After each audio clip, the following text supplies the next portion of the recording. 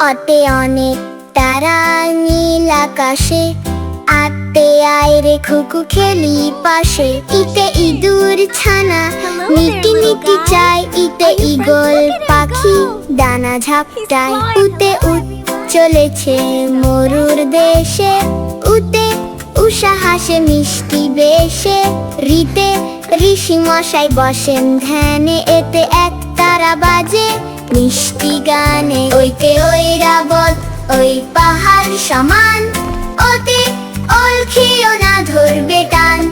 ওইতে ঐষধ খেলে রোগ সারে, চলো এবার যাই পাঠশালা রে।